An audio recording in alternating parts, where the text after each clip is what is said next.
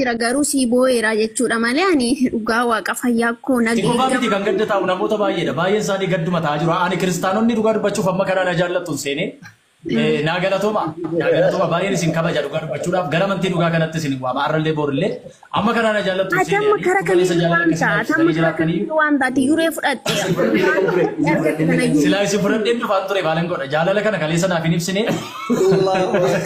Allahu akbar. Tajaajiltoonni wangeelaa hiriyoonni koo guyyaa kaleessa nama 8 taatanii guruppii hidhanii sa'aatii 2 ganama hanga sa'aatii 7tti na wajjin dhiisin dhaqinnaan jettanii na duukaa dhaabattanii dhugaa dubbachuuf gatii guddaa kafaltanii na duukaa yeroo keessan gubaa turtanillee baay'een isin kabaja amma dandeettii keessanii yaaltaniitu garuu ani rabbitu na qabina rabbi na qabe waan ta'eef otoo isin na gorsitanii wallaahi billaahi dhugaa waaqayyo wallaahi billaahi jechuudha wallaahi billaahi guyyaa kaleessaa sa'aatii 3 hanga sa'aatii 8tti nama 8 ta'anii taa'eltoonni hiriyoonni koo dhugaan isiniin jedha. Saanuma jibbisiise naan bakka saanuma ilaalu jibbe'anii amma isin jibbuu keessa baatanii duutanitti isin muduraan dhabamanii gaa maqaa isaatiin inshaallah. Keessumaa abdii kana na jibbisiisaadhaan abdii kana. Waan takkaan jaan ustaaza. Waan akka isaa jaallattu yoon jiru yoon. Ustaaza waa ja'uuni. Muutu bighayzikum.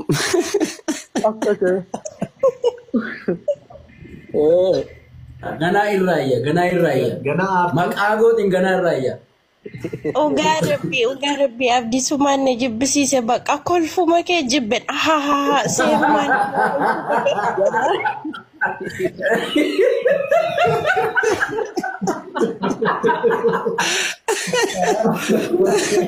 Osoon fadhiin nu qofalchiiste. Otoo kolfa isaa jibbiitu kolfi isaa dhukkuba akka sitti hin taane booddee jaalalattee jirame nuun keessa hin jirru of eeggadhu garuu. Ugaa rabbi kan isa keessaa kolfu seexana natti fakkaatanii Yesuus jireenya Yesuus abeessirumayyuu seexana qaba Yesuus gooftaadha. Amma bakka gaaffiin qabdoo taate kiyyuutti dabara dhiifama sa'aatii koo irriba dhiiseen borojiin gala miyuuti si godheera kiyyuutti darbaan. Gaaffii qaba ustaas gaaffii qaba mee maadarraa gaaffii amantii gaafadhu. Isa ammarraa hubatanii uffatsi jammar. Maal akka hubatee dhufe siibsuu danda'a dhaabbiinis jira amoonis jira deemee. Dhugaa rabbii isaa waanuma beekan hin qaban dhugaa dubbachuu. Gaafatti miti macaafarraa si baadee bisa Liina qomee maakwa nama waa tokko hubachuun barbaada sirriitti. Dhugaa rabbii miidiyaa kanarraa abama isaanaa goo isaanuma hunduma isaanii iyyuu jechuudha isaanuma warra wallaggaatti yoo nama abaartamu maaliif nama abaarta? Liina qoy waa tokko dubbadhee bichaan ba'a ani.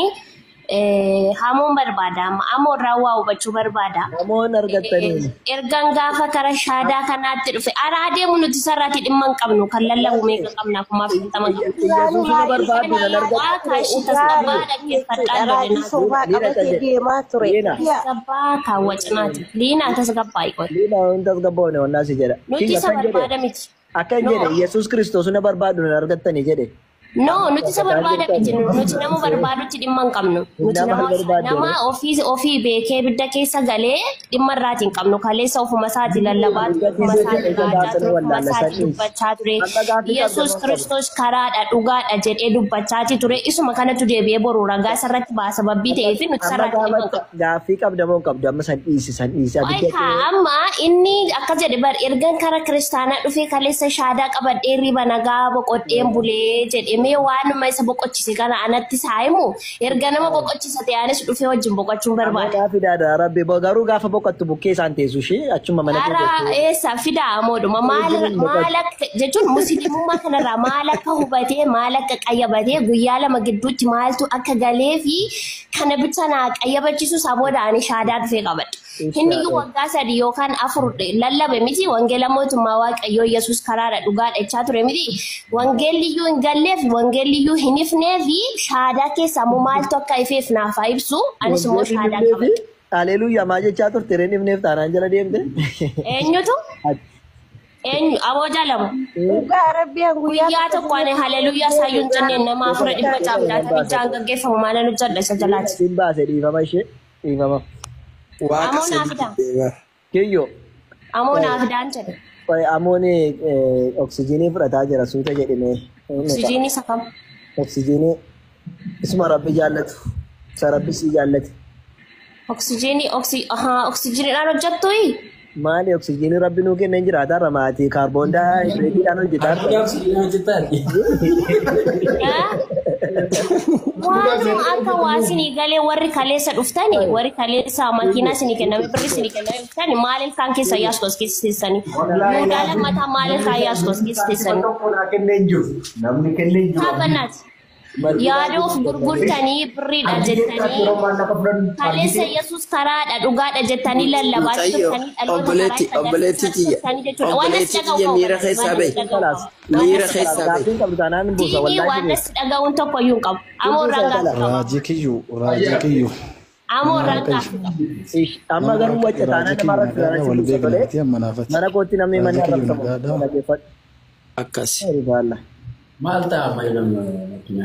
Raajii kiyyuu na duukaa dubbadhu raajii kiyyuu nagaadhaa maagee kee banadhu. Raajii dhaawsanu. Raajiin jeeyinan haraami. Eeyyama irratti dibamte. Funyaanis qabadhu ijas qabadhu atis kaleessa raajatuma turte waaqayyo irraa fuutee seexana irraa fuutee hin beeknu malee. Keessaati malee badaa Suutari bakka adda raajii taate waa beekta jennee yaadna. Beektanuu baay'ee akkasii kabaju. Waa kaasim jala callisa. Baay'ee tabalaashe. Callisa ani tabalaashuuf ne gooftanaa eebbifamu sitti tabalaashee malee. Dhiis ilaamee kiyyuu akka gootu akka gootu katalee qo'ate nama kataleedha nama jabduudha. Bakka dhiis gaaffii barbaachifne hin gaafate waanuma sirrii yoo ta'e waanuma fi wanta ifa sii ta'e kana anaafis ifa naa godhiin jedhe bar isa wangeela keessaa dhabdee kara shaadaa dhufte kana anis ifa argatte kana ifa argachuu barbaadeen bar. Maashaallah isa naayife kanatu rabbi tokkichi siibse silaa maalan jedhaa silaa. Ko isa siibse sana anaafis akka ifuun barbaade silaa wangeelluu siinifnee shaadaan erga siifne makiinaa birrii kana. Kaleessas godhaatuma turte jedhatis. Laammee akka gootu kiyyoo akka gootu amantiin makiinaa birrii nama laatu jiraannaan meestii naa barbaade miidhaqinan dhaqa rakkoon qabu.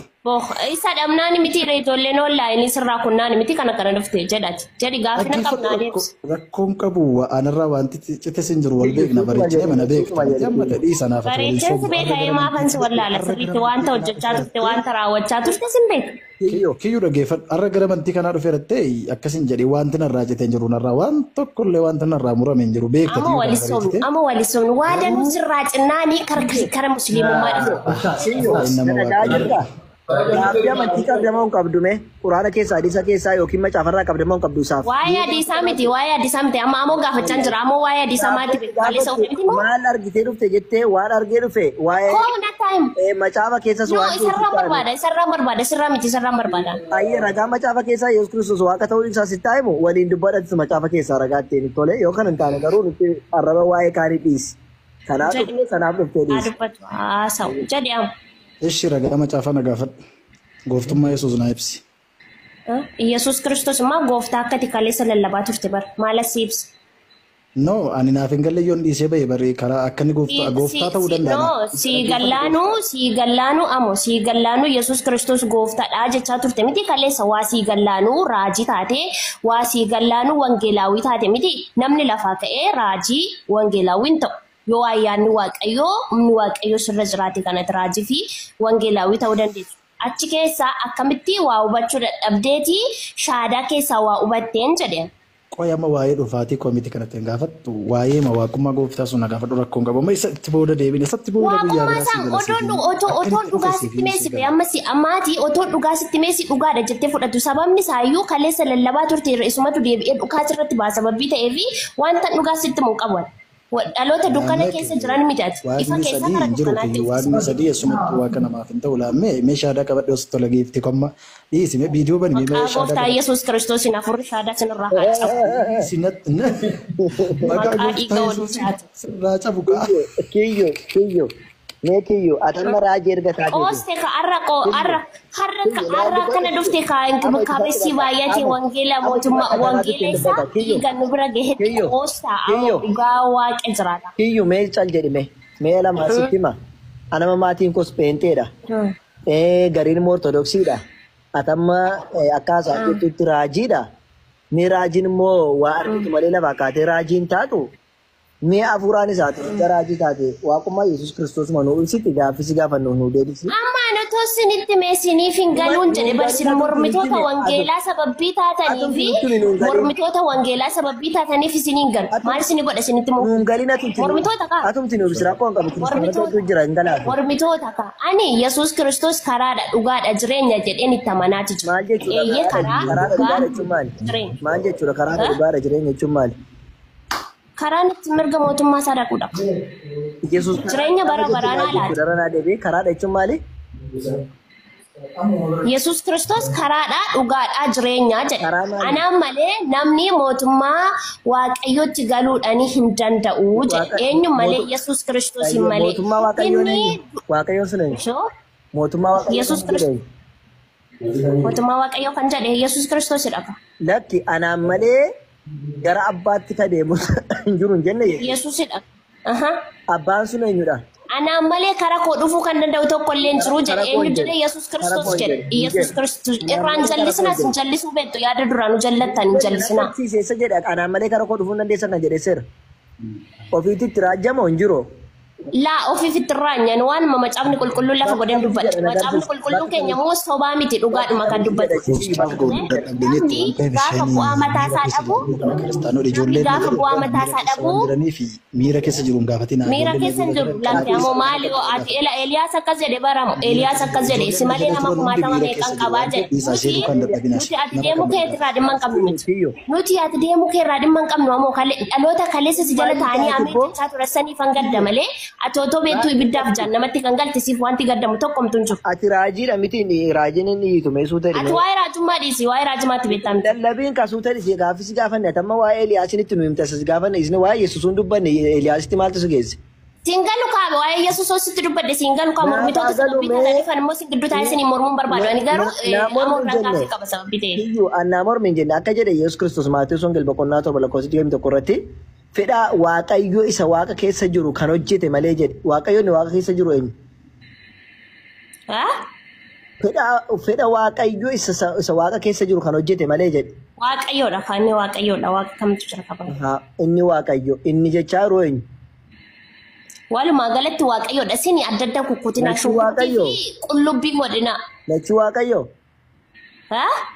Isumatu dubbate isuma tokkichatu dubbate malee lama kan dubbateen tokko hin jiru. Akkam? Maaltu akkamire?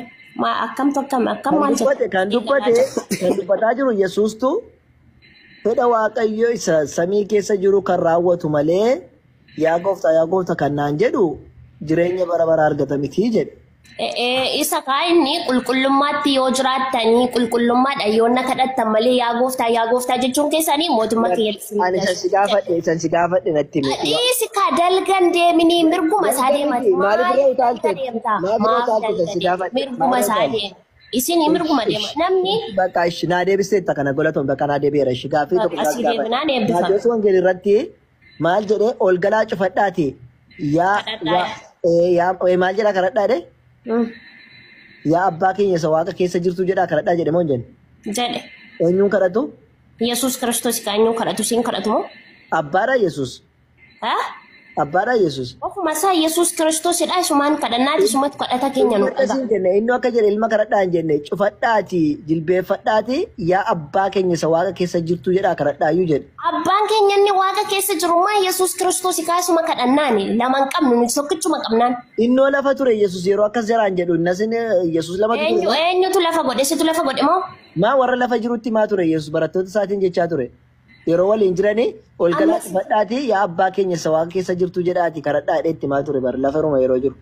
Ati akkasii fi akkasiin godhina maqaxxituma deema.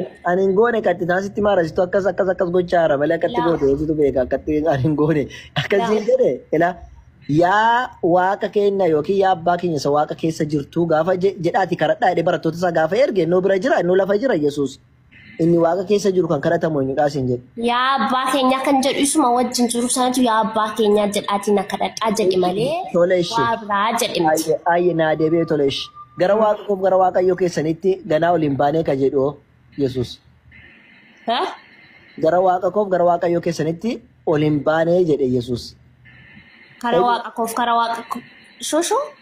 Gara waaqayyoo keessanitti ganaa oliin baanee jedhe Yesuus. Eenyu waaqayyoo Yesuus? Yesus makan itu waqa tokkicha qofa benna madisin iddoo lamatti qottu Yesus kamidha jettu eenyuun kamidha jettu tokkichuma qabna wanti. Yesus Kristos du'ee du'a moo'ee keessana qaba. Waaqayyo kan keessin Amma gaafa meesini abdii qoy amma ati gaafidhaan deebisin quraana keessan keessaa abdiidha moo eenyudhaan maqafi. Quraana keessan keessaa qoy quraana keessan keessaa jechuudha keenya Yesus Kristos dinqii garaagaraa hojjeteera miti quraana keessan keessaa yookaan immoo nabii Muhammad dubartii waggaa 12 dhiigni ishii dhangale du'ee kan du'aa kaas dubartii qooboo waggaa 18 guutuu dugni ishii goobaa ture kan fayyise sana fayyiseera kan jedhu sana akkana baasimeeti. Didime. Amma raajiidha gara raajiitti deebite warra raajii hojjetu. Waa'ee raajii miti kaa waa'ee raajii miti fidiin jedhe waa'ee raajumaatti beektaa miti fidiin jedhe raajumaan eenyu biraa akka kenname otooti beekenni kun dhufee as taa'ee afurri qulqulluun eenyudhaan jedhu ture qaleessa. Ustaaza takka bishaan dhugaa isin mee naatu waa hannaaf. Raasinirraa fedhaan qabu. Abdii moo eenyu kan jettan maal isaan gaafachaa jira? No, ati ana wajjin haasoftamee takka. Waan kana fidiin jedhe bara amma ishisiis haa ta'us haa ta'u dubartii waggaa 12 guutuu dhiigni ishii dhangala'aa ture gaafa dhattee sharshafa gooftaa Yesus Kiristoos hin qabatte sanatti dubartii sun battaluma sanatti dhukkuba ishirraatii fayyite. Akkasuma immoo gooftaa Yesus Kiristoos otoo dhaabbatee bartoota isaa barsiisaatii jiru dubartii waggaa 18 gooba turte suni gaafa gooftaa Yesus Kiristoos harka isaarra kaa'u dubartittii waggaa 18 ittiin rakkachaa turte suni gowwummaa ishirraa fayyite. Keessaa mee iddoo kana dhukkuba kanarraa quraanni kun fayyiseera kan jedhu akkana fidi. Saffatas laaltu dalgas laaltu kolfitus iyyitus Yesus keenya. Obsime laala obboleettii tokkoffaa duraarratti namni islaamummaa keessatti islaama ta'uu dura nama gaarii ta'uutu dursa akka keenyaatitti. Islaama ta'uu dura nama gaarii ta'uudhaatu dursa. Kiristoos gaarii nu godhe kaa. Nan fixadha anamas dhaggeeffadhu sirraa eega. Mee Paawulos illee bakka san nuu kaayite akka anillee si dhaggeeffadhu atis na dhaggeeffadhu. Islaama ta'uu dura nama gaarii ta'uutu dursa. Atillee yaa obboleettitiyya mee kiristaana gaarii amala gartee akka Yesus Kiristoos itti barsiisaa ture sana qabaachuutu sirraa eegama. Inni duraa Qur'aana keessatti dinqii maaltu hojjete isa jaamuuf Qur'aanummaanuu ifiifuu dinqii. Keenyams wangeelli keenya ofuma isaaf dinqii hanqii tokko hin qabu. Rakkina hin qabu kichuu teenya. Anamma wangeelli keetiimi. Wangeela keessirraan tokko atillee wangeelli kiyya tokkoffaadha jechuu dandeessa. Mirgallee bal'aa qabu. Tokkoffaarratti tokkoffaa dibbinii sana. Galatu surrakkoon qabu haadhoko. Ani wangeela kee waan keen faarsin siin hin jiru. Waan keen jajin siin hin jiru. Waan kee atillee ni jajatta. Akki jaan abbaa manaatiitu waan mana isaa keessa jiru irra beekaa jaan si galee atillee wangeela keessitu beeka anamma qur'aanan si himu jira qur'aanni nama qur'aana kanaan gaaffiidhaan hin deebisna gaaffiidhaan deebisuu otoo hin ta'in qur'aana si deebisu jira fayyiseera hiikeera gargaareera kan jedhu sana isa bichaa akkana fida jaama fayyiseera kan jedhu sana bichaa akkana